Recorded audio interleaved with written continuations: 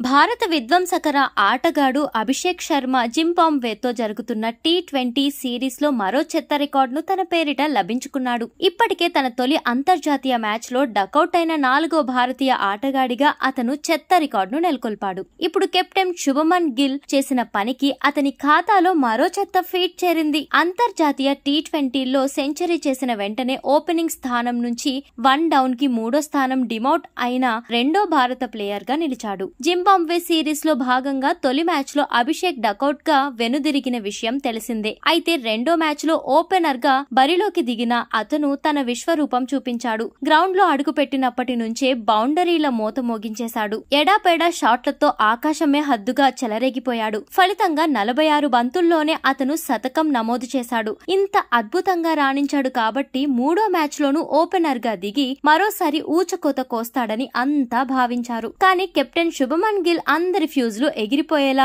ఓ నిర్ణయం తీసుకున్నాడు. జట్టులోకి యశస్వి జైస్వాల్ రావడంతో అతడిని ఓపెనర్ గా దింపి అభిషేక్ ను 3వ స్థానానికి డిమోట్ చేశాడు. గతంలో స్టార్ బ్యాటర్ విరాట్ కోహ్లీకి కూడా ఇలాంటి అనుభవమే ఎదురైంది. 2022లో జరిగిన ఏషియా కప్ లో భాగంగా ఆఫ్ఘనిస్తాన్ తో జరిగిన మ్యాచ్ లో కోహ్లీ ఓపెనర్ గా దిగాడు. ఆ మ్యాచ్ లో అతను 122 పరుగులతో అజేయంగా నిలిచాడు. కానీ తదుపరి మ్యాచ్ లో అనూహ్యంగా అతను 3వ స్థానానికి డిమోట్ అయ్యాడు. అందులో అతను కేవలం 2 పరుగులే చేసి అవుట్ అయ్యాడు. కోహ్లీ తరహాలోనే ఇప్పుడు అభిషేక్ డిమోట్ అయ్యాడు. ఈ నేపథ్యంలోనే కెప్టెన్ శుభమన్ గిల్ పై విమర్శలు వస్తున్నాయి. సెంచరీ చేసిన అభిషేక్ ను కాకుండా సరిగ్గా రాణించని తాను ఓపెనర్ గా దిగడమేంటంటూ గిల్ ని ట్రోల్ చేస్తున్నారు. సెల్ఫిష్ కెప్టెన్ అంటూ విమర్శలు గుప్పిస్తున్నారు.